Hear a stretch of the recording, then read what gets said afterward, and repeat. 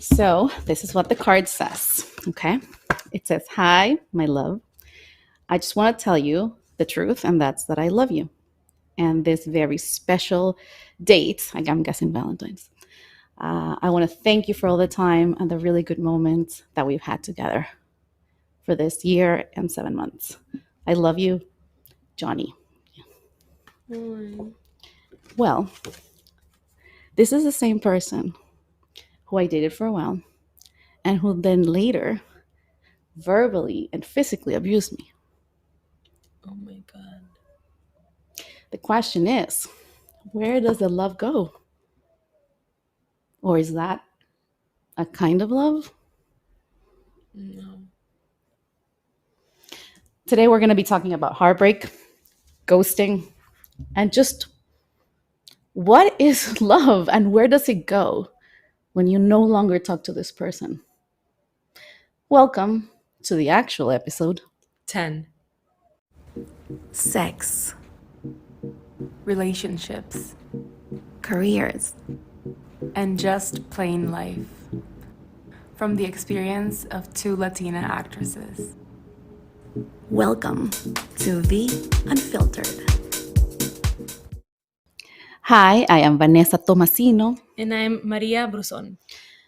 and I decided that it was good to talk about this because you brought it up in episode 1, where you said something along the lines of, why do we have to respond in a super sane way or act calm when we no longer talk to the people that we used to talk all the time?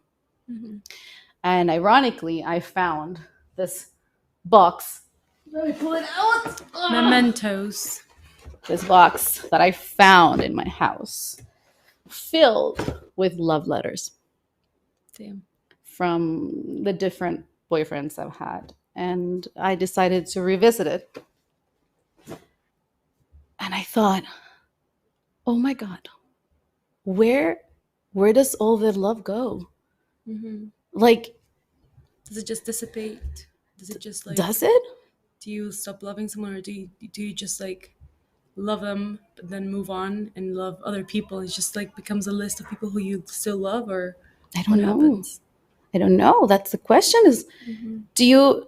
do we still have feelings for these people that played such an important role in our lives, regardless if it's like the case that I just exposed? That letter that I showed is from, unfortunately, from one, or fortunately, I don't know, we learned it was a lesson, if from a boyfriend I had who, within the relationship, he ended up abusing me in different ways. But yet, if you were to look at our relationship from the outside, if you were to read this letter, you would say Oh, they, you're in love. You're a perfect couple. yeah, they love each other. Mm-hmm. He does profess many times that he loves me. So what happened? Can you love someone and still abuse them physically, emotionally? Is that how they love? It's interesting because did you ever talk about his past, his upbringing? I feel like there's many factors that come into play. Yeah. Some people, I don't want to excuse abusers because there's no excuse, but I usually watch a lot of documentaries and series where abuse is usually a pattern, and it's like a um, something that you learn Yeah. to do. And some people, that's the only thing they know, and that's how they think love is supposed to be like. Well, aren't we all like that though? Abusers. I don't know, a level of abuse. I mean, if you think back at your relationships, Mm-hmm. have you ever been harsh with your partners? I have. I have. Okay.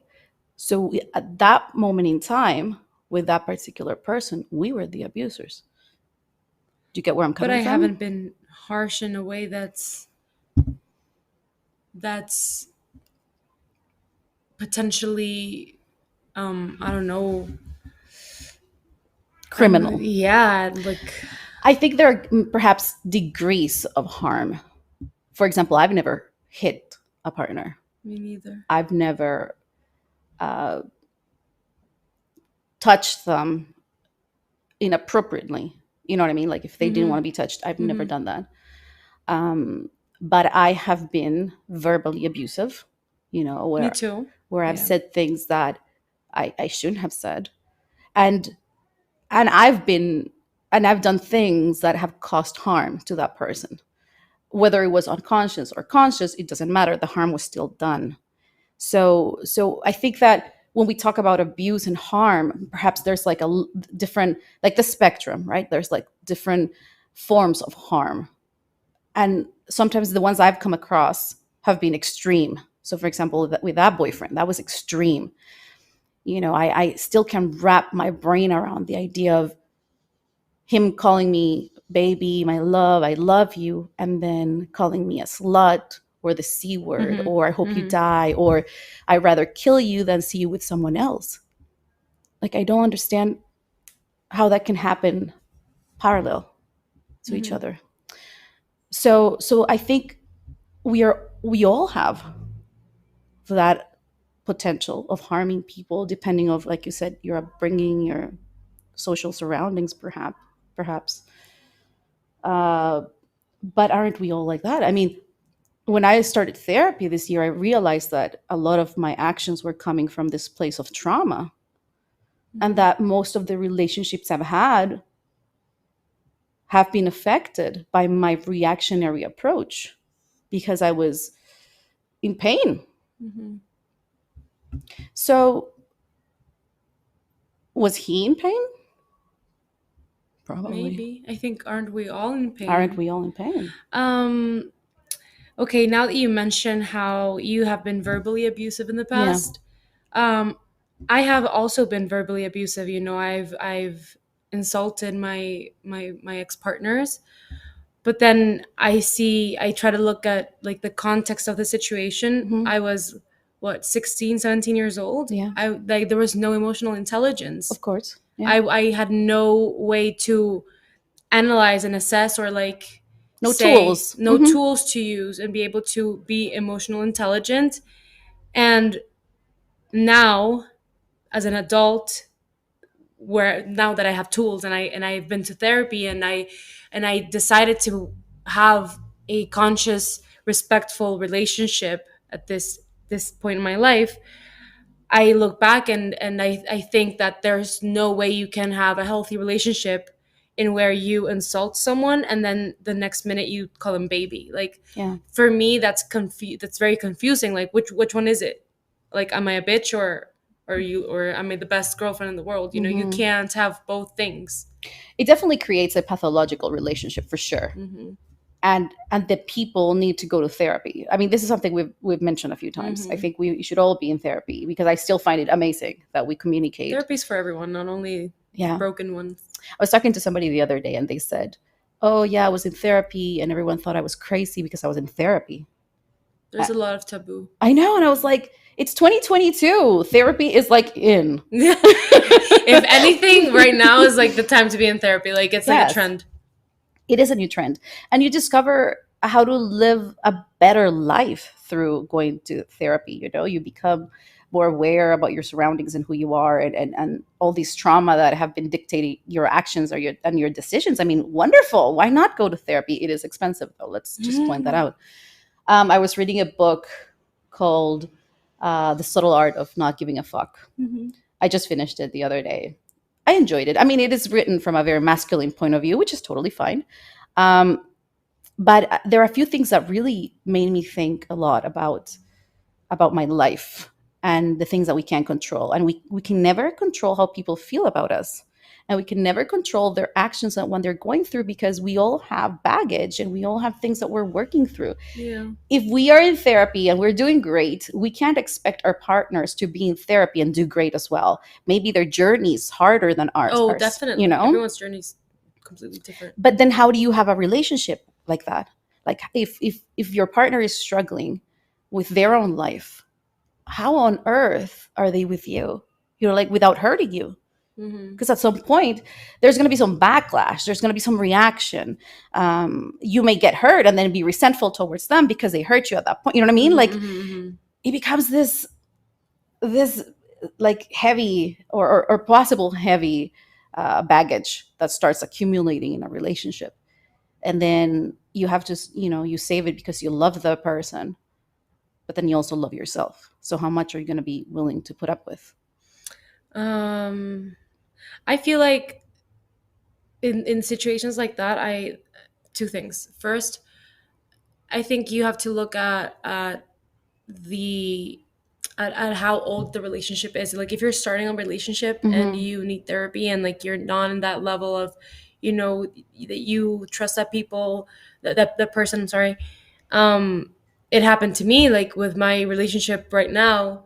We met a long time ago and it was just not the right timing for either of us. We were Mm-hmm. both getting into therapy, we were both having our own struggles, Yeah. and it wasn't the right time then, because we both consciously knew that um if we stayed together we could have hurt each other, Yeah. especially more him than me. Like he could have hurt me so Mm-hmm. much that probably we could have never been together in the Yeah. future. Mm-hmm. And it was like it was a pretty new relationship.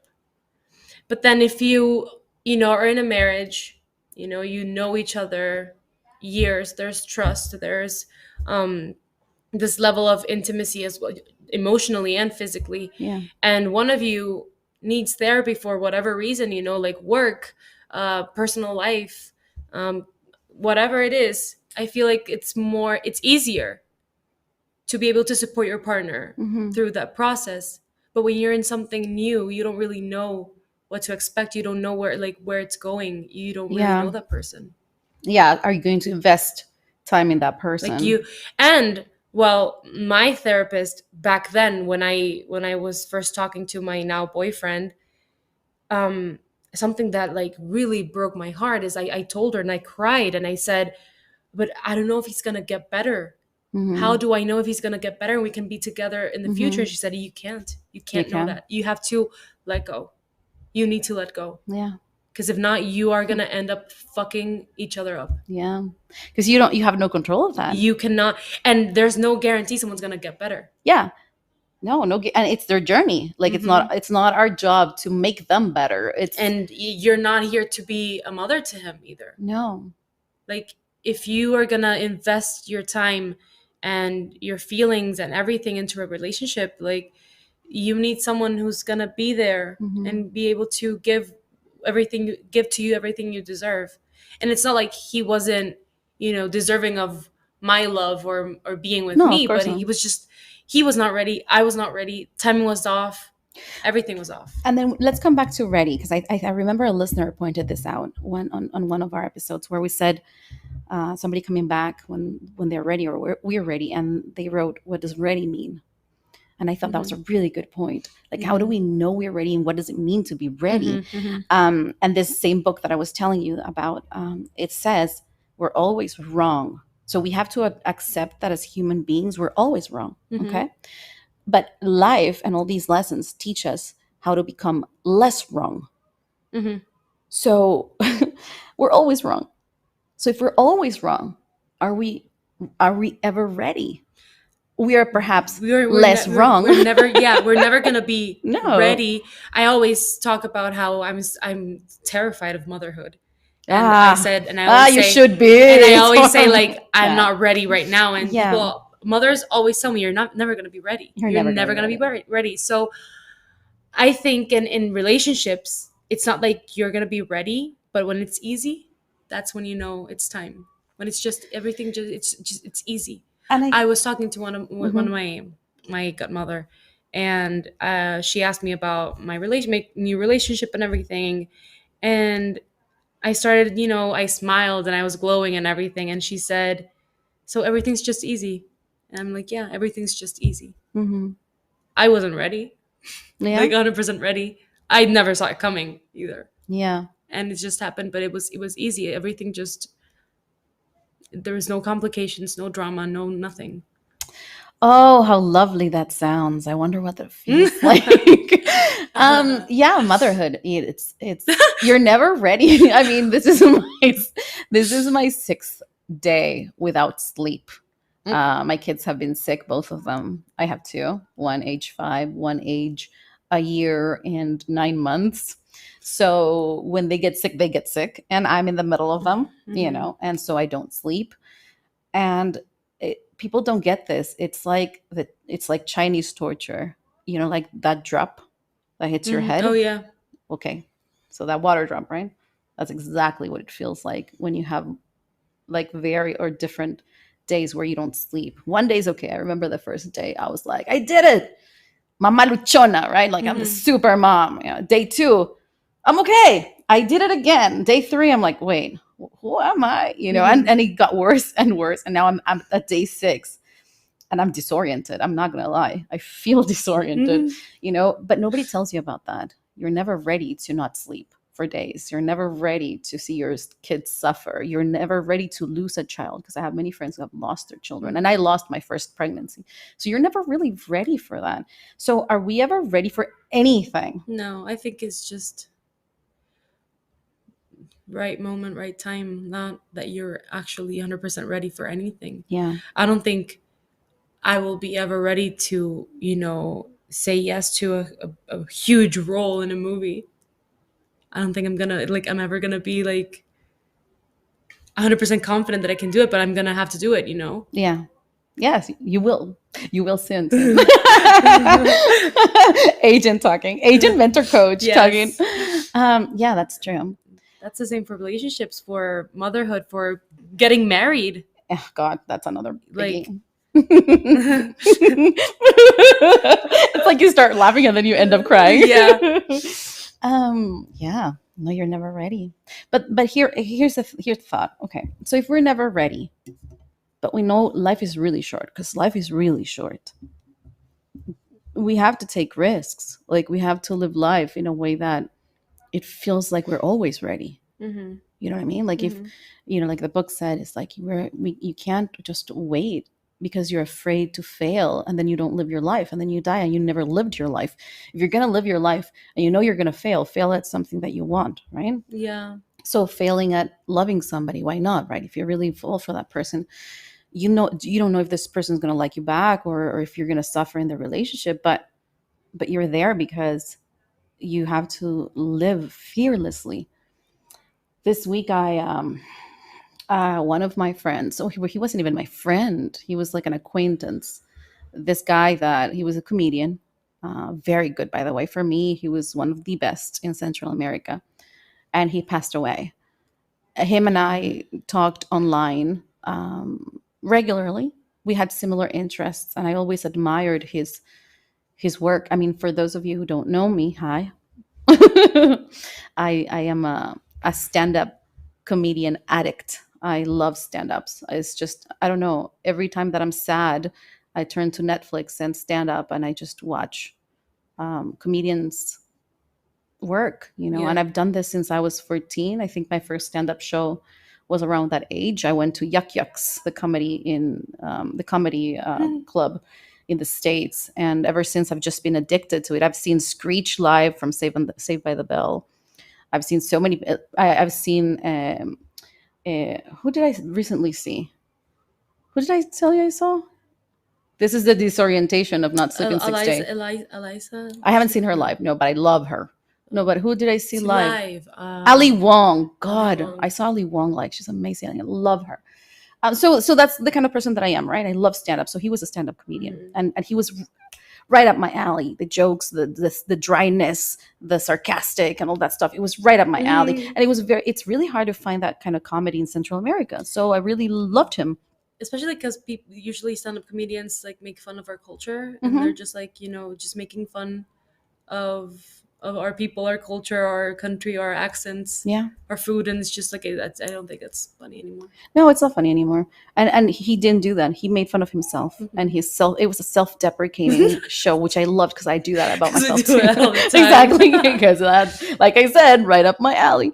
So anyway, so I found out that he had passed away, and the way I found out was through a post. Mm. Somebody else's post saying that he had passed away. You know, it hurt me because I really liked him, and I had just talked to him like a week ago. And but what really hurt me was that it's almost like our friendship was invisible. Mm-hmm. You know, like nobody knew that we were friends. Like he didn't come to, like, you never met him. He didn't come to my circles. I didn't go to his Mm-hmm. Yeah. circles, yet we were friends. And so when he passed away, it's like, who would communicate to you that that person had passed away if they don't know Yeah. your friends? It was really hard. It made me think and question friendships online. You know how they say that we're more connected now that there's Instagram and Mm-hmm. Facebook and you can reconnect with people that you haven't seen in years? Yeah, that's true, but also there's a huge disconnect in that if anything happens to that person, you would never know. Yeah, it's someone they just like stop replying. Yes, you would never know they passed away. And so I found out through a post, and I was so sad. And so I thought to myself, Jesus, like, what are we doing here? Like, what are we doing here with these relationships, these friendships, these situationships, these imaginary imaginationships? Like, can we understand that this is a problem in our society? Mm-hmm. That no one is committing to anybody. Relationships are up in the air, but then suddenly you die. And then people don't get that. You should have been there for that person, or that person should have been there for you, Mm-hmm. or at least get a call from somebody, their parents, their friends. Somebody should know that you were friends, once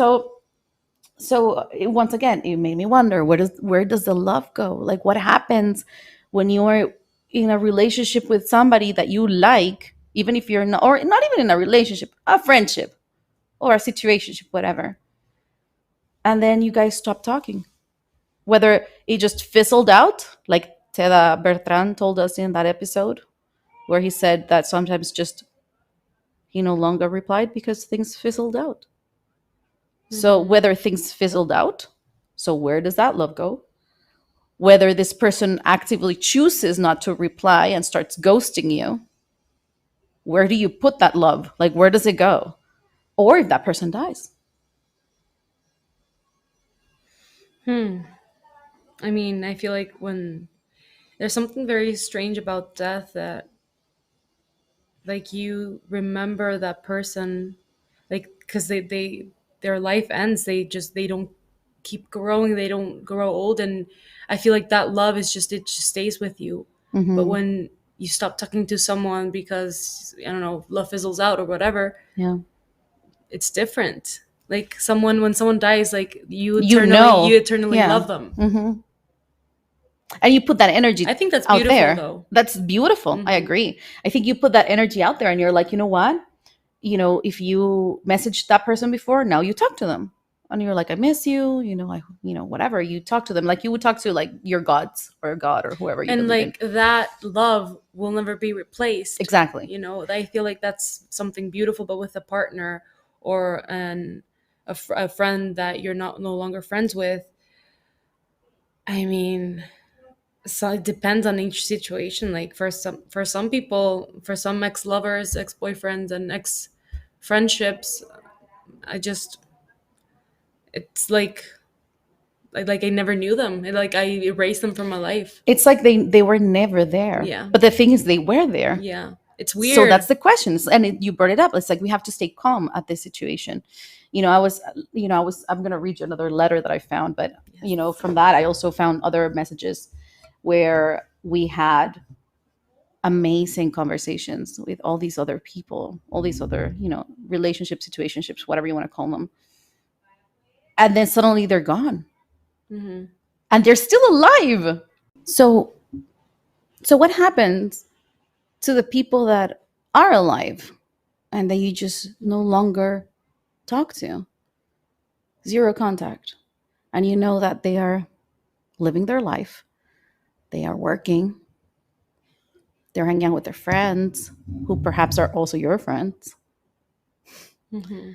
and it's almost like this person that was so close to you suddenly is not in your life anymore. And it wasn't like a breakup where you're like, this is not working, I'll see you around. It's definite, it is what it is. But what if it was talking stages Mm-hmm. with someone, or a situationship where you were dating, 10 months or 11 months, whatever. And then suddenly the person just stopped replying, or you stop replying, and then they're alive. Mm-hmm. Um, that has never happened to me, and like, Oh, you lucky girl. no, but like, no, in the sense that I'm able to cut them off out of my life because they don't. Before. No, because they don't hang out with the same people as I do. Like, they're not in my circle Mm-hmm. or anything, so it's easier. Mm-hmm. The only person that has happened to me that has happened to me with was one of my friends, and we still are like friends, like cordial, Mm-hmm. but we had like an incident that it really hurt me, and I felt that was very, very unfair. And I mean, we do share the same group of friends, Oh. so it's hard, and the love is there because we have so many years that we have in common, in like school and Mm-hmm. everything, and memories and part, like everything. And we did life together for most like most of my life, most of my childhood, teenage, and young adult years. And I don't think the love fizzles out. I feel like it's still there, but it's a different kind of love because now there's sadness to it Because you're hurt. and pain. Yeah. Okay, but and that makes sense. If there is hurt, then it's almost, I think, I don't know, you can correct me, but maybe it's easier to walk away because of the pain. It's somewhat easier, but you know how they say, like there's a very fine line between love and hate Mm-hmm. and sadness. Mm-hmm. So like the love is there, it's just a different kind of love. Yeah. But when you're actually indifferent about someone, that's when like love just, it's not there anymore. Yeah. That's a really good point. I don't know, but I don't hate anybody. I don't even hate my abuser. Like, I think I've come to terms with it, but I don't hate him. Like, Hate is a very strong word. hate is a very strong word. And I also don't hate people in general, even the bullies from school and stuff like that. Quite the opposite. I've made friends with them. I also have, for those of you, once again, who don't know me, I have a terrible memory. So I forget fights, and I Yeah. forget things that I'm resentful about. I just forget. And so it's good because then I can start fresh. It's And like, I that's a don't know really you. good thing for relationships, because like if you think about how, just like a parenthesis right now, like, will I remember this fight tomorrow? No, I probably won't. So it's just like, Yeah. let's just not fight over this. Yeah. At the same time, you also forget people, which is not good. So there are people that I have loved, and now I don't remember. I was gonna ask, why do you still have that box? Like, you I don't like to know. remember. That's the thing. I think I that's like why. to remember. Well, once again, I forget things, so I keep most photos, most of everything I keep, because then I forget. And that's the thing. I forgot about this. And I found it, and it's like, it was like a treasure, to find all love this that. stuff. And Yeah. then I found this amazing letter. Hold on. I think I have a picture of, I'm not going to show it to the people because we're not Taylor Swifting anybody here. But Oh yeah. but let me show you. I think I have. I think I have a picture of the guy. This So is they- very vintage. Oh, what? This is very vintage. Of course. This is like the 90s. This is him. Isn't it weird? It's so weird to see him. Because you think, when I started dating him, like, But he is- I loved him. He is the guy who eventually, like, I loved Wow. him, and then suddenly things just change. And then, so it's very confusing, because when I look at this picture, I look at the moment. This is how he looked when I fell in love with him. The happy time. The happy times. I was not expecting everything else. Like, I did not see that yellow school bus that was going to hit me. This is a letter from somebody else. some other boyfriend I had. Look at this. This is long. Yeah, I like his handwriting. Oh yeah, you do? It's very pretty. Like mine's like chaotic. And this is really cool. Look at this.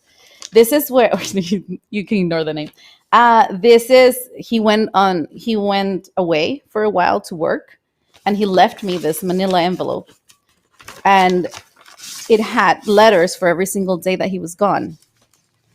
And so, and I would have to read it. I couldn't get ahead. Like I would have to read it every day, and he would say something different, and he would have letters, and the letters of like a letter written, right? And then in the corner, he would have a letter. And then at the end, I have to put the letters together, and there was a secret message. Nice. Yes. So these are all the letters. Look at this. Isn't it amazing? I love this kid. Like, I really loved him, like a lot. We were. Maybe he's the Zodiac killer. Just kidding. Maria, you're not supposed to say that. I love this kid. This is not the same one I showed you. This is somebody else. He and I were almost identical. It was like dating myself. Like it was a mirror. I loved him. He was perfect. He was perfect. Tell me you love yourself without telling me you love yourself. And this is the end of the show. I loved him. You know, we had so many things in common. We excelled at the same things. I thought him and I would be together forever. We're not going to talk about why we broke up, but this is a letter that he wrote to me, and he's like saying how cheesy this letter is, but that he's okay with it. That it says that he knew that at some point he would write this letter to me, even before we dated. Isn't that cute? And then he mentioned something that is very it's almost recurring in the letters that I get, which is they always say, and now messages obviously because nobody writes letters anymore. See, I do. You do, but I'm a hopeless romantic. You are, but most guys don't write letters anymore. And I have No, all these they letters from the 90s, you know, and the 2000s, and I love letters. Me I love too. love letters. Me too. And that's the thing. I think this is why I keep the box, because even though I'm no longer with them, I read this and I remember that at some point in time, I was madly in love with someone, and they were madly in love with me. But a point that's recurring and that has also come up in messages now, because there are no letters, it's messages. It's the whole idea of, why are you with me? Yes. It's so strange. You know, every letter, every message that I revise, they're like, I love you so much, but why are you with me? Yeah. And then inside I'm going, why are you with me? Why are you with me? Yeah. Isn't it funny? Like, this is what I'm telling you. Like, we get into all these relationships and then we don't know what the other person is going through, you know, what they're reacting to. It's so funny that you think that, because I get that a lot. Like, why are you with me from guys? Yeah. But I don't feel that, like, I'm very confident and I know my worth when it comes to relationships. Like, I know why you like what a great girlfriend I am, and like I am the dream partner, honestly. Like, I don't feel like I'm just like a girlfriend, but I'm like a best friend. I'm a cheerleader. You know, I'm your lover, like everything. And I know my worth, not physically, but with like everything else. Yes, I'm very confident. I don't feel that way. Like, why are you with me now? No, I do. I always question that too. I mean, wow. I mean, not now, because now I'm in therapy and now I'm like, I'm amazing. No, but you know what I mean? Like, I think now I know my worth and I know that I'm really good at many things. But at this point in time, I was also like confused. I'm like, you like me as much as I like you? That's strange. Yeah. You know, and okay, so let's put this case. We continue our investigation. This should be like a, what's it called? Investigation ID. You know? What is that? Oh, what do you mean? What is that? The channel where it's like, you do not watch television. That's okay. It's a, you know, but hold on. Didn't you say you like crime shows and things like that? Netflix. Oh my God, you millennial Gen Z. Well, back in the day, there was a thing called television, and that sometimes we had to walk towards the television and turn it on, and then remote controls appeared. But there was a thing also called cable that came with the television, and there was a channel that was called Investigation 18. Oh, okay. I think that's the name Like of the the game. History Channel, like okay. Exactly. Like, and all day long they would show, shows about cold cases and serial killer Nice. investigations. And so let's continue with our investigation today. So let's expose this case, okay, of this person that we dated for a long time. We were madly in love with each other. Our parents loved each other. Everything was perfect. We had a great time together. Mm-hmm. And then poof, we broke up. And we both had made our lives with other people. I got married, he got married. I had kids, he had kids. Mm. We know each other still, like in the surroundings. Yeah, that's so weird. Isn't it weird? Like, do we still love each other? I don't Do we not love think each other? so. Should we not love each other, or should we love each other? Oh my god. That's weird. I mean, I'm not saying I want to go and get him back, or like destroy it's his just like family. the question is like, where does love go? Exactly, in general. And love, I'm not saying love as in like I want to sleep with him or I want to marry No, him, like- but I have feelings for him. Clearly I had feelings for him. Yeah. So where does the love go? Like, if I saw him now, I haven't seen him in person in a long time, but if I saw him, would I feel butterflies in my stomach if I loved him so much at some point? Do you think that was love though? I don't know. That's it. That is the question. Because I look back at my like first relationships and now I know that wasn't love. Well, listen. I mean, obviously it was like very puppy love, but I don't think I loved. With my first boyfriend, I woke up one day and I said, I don't love him anymore. Like, that's how it was. And I broke up with him because I didn't love him anymore. I didn't feel anything. I don't know though, because I do have to say that. I mean, if we were to say that, then I haven't loved anybody before therapy, because I was so reactionary and I was choosing the guys that I could fix to prove that I was worth something through fixing them. So technically, I've never loved anybody. Yeah, yours was like very pathological. Yes. Your situation was like very pathological. Yes. You were a fixer. I'm a fixer and a savior, and and the book, the one I just mentioned, The Subtle Art of Not Giving a Fuck, it mentions people like me, and they're like, the savior people and the victimized people and stuff like that. Yeah, you feel you can save them somehow. I'm always and here's the thing, with him, I didn't have to save him. He was perfect already. He's one of the, like you. Because he was like me. Yeah, of course, naturally. I don't know, where does love go? That's very interesting. Like, I don't know. Like, I mean, I still love him. I must. Right? I feel like, okay, hear me out. Okay, let's see. I feel like there's so much time in between the two of you that the love is there in that point of time, but not anymore. Like, it just stayed back then. Do you understand what I'm saying? Yes. Like, there's so much time between you. Like, you're not the same person. Like, No. It's like almost like another life. It is a another lifetime life. ago. It was another life, two people that loved each other, but that it stayed there in that period, in that moment of time. I agree with that. I think I agree with that. Now, let's just say if this person suddenly appeared in my life. I mean, we talk to each other as friends, but if this person appeared in my life and said, Vanessa, I need a favor. Like, I need you to help me with something. Mm. Would I jump to help him? I mean, you're the only one who can answer that. I would. You would? I would. That's what I'm saying. There is love. I mean, not relationship love. I think like it's more friendship love. I feel like more is like you have cariño. Like, we're throwing Spanish words now. Cariño. Like affection. How do you say, like? Yeah, affection in English. Yeah. Like, yeah, I do have cariño. Okay, put it this way. What if, by the way, Johnny, I'm not killing you, but what if he told me he was sick and he was dying? But you're a very empathetic person, so like I think you would feel bad for anyone who's sick and dying And if you met them like this morning, you would feel like, oh my god, I met him at this morning and now he's sick and dying. Like, I feel bad. I'm gonna save him. Yeah, I would.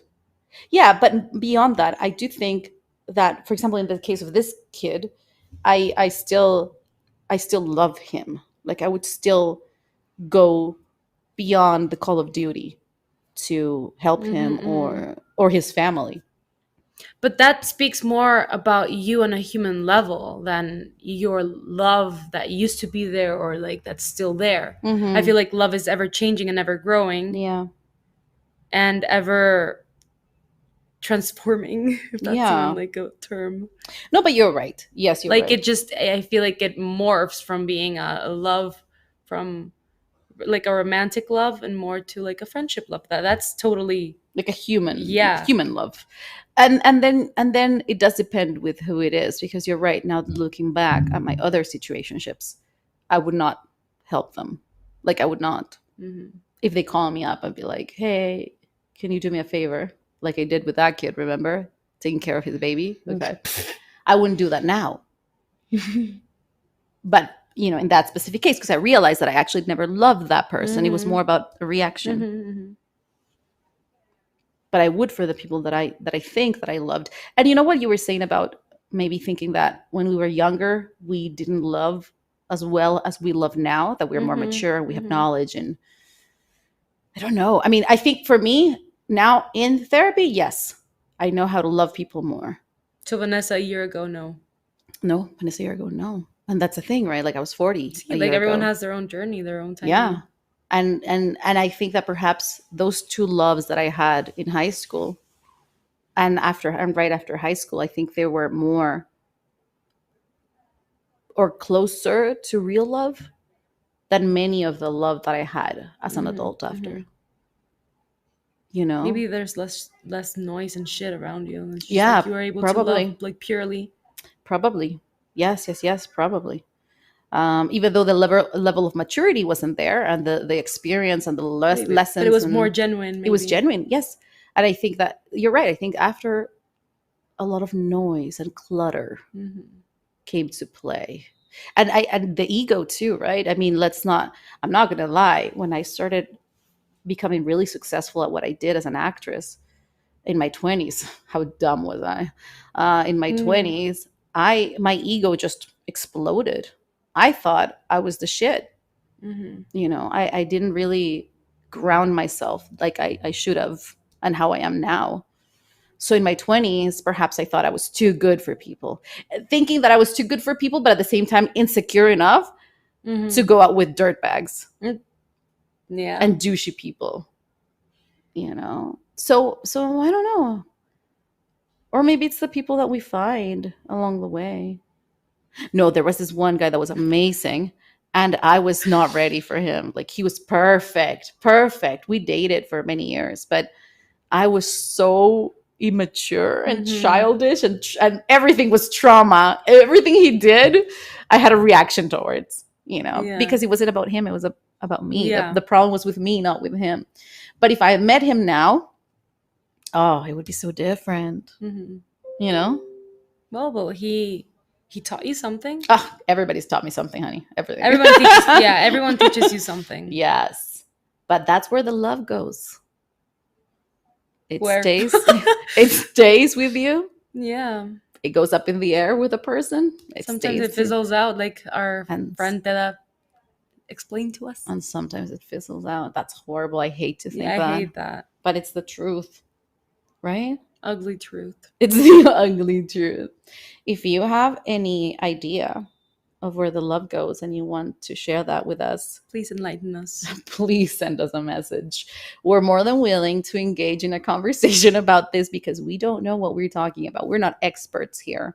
We're just trying to figure out how to navigate this world with the experience that we have and the knowledge and tools and trauma that we are, recovering from. So if you have ideas of where this love goes, and if you're an expert, a love expert, well, I'm assuming maybe psychologists have answers for this, right? Or no? We can invite someone. We should invite someone. Yeah. Would you like us to have a special guest here next time a psychologist. Ah, Let us know. that's a good idea. Would it be a psychologist or a love expert? Could be both. One time a love expert, one time a A psychologist, philosopher. one time a philosopher. If you have questions for us or you want us to tackle a subject, you can message us through social media. You can find me as MF Bruson on both Instagram and TikTok. And you can find me as Vanessa Tomasino, 1N, 1S. Thank you for listening to us talk about love and where it goes and our heartbreaks and our losses and, well, not so much you, but mine. I mean, I've had, but I just feel like it's different experience than you. It's a different episode. It's a different episode. Well, thank you so much for listening to episode 10. And we hope we were supposed two full hands. We were supposed to bring a cake. Ah, shoot. As per usual. Ah, no. Since we don't plan ahead, this is why we don't have like planned things to have on camera, but I wanted cake. I mean, not to eat it, but I wanted to at least I did want to eat it, but it's better because we're now on a diet. We are. We're not on a diet. We're on a healthy lifestyle. Changes in lifestyle. Anywho. And we say it with a tear rolling around. Where's the cake? No, but yes, we'll celebrate episode 20. How about that? Okay.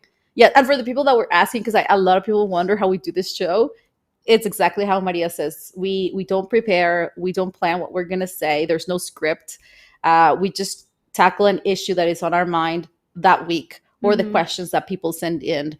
That's why we say, send in your questions. We're very happy to answer them. Yep. So we'll see you episode 11. Next time. Bye. Bye.